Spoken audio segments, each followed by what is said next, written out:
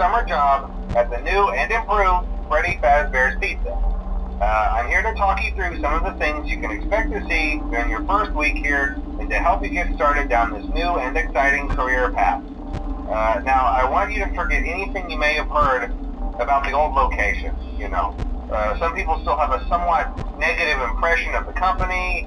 That old restaurant was kind of left to rot for quite a while, but I want to reassure you, Fazbear Entertainment is committed to family fun and above all, safety.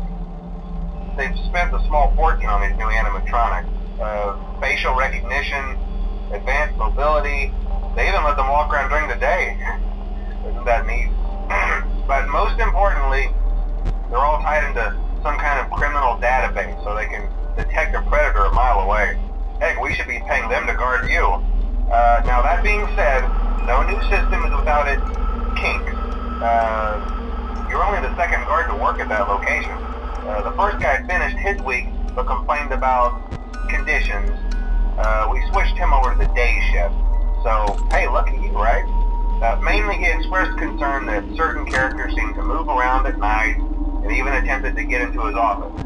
Now, from what we know, that should be impossible. That restaurant should be the safest place on Earth.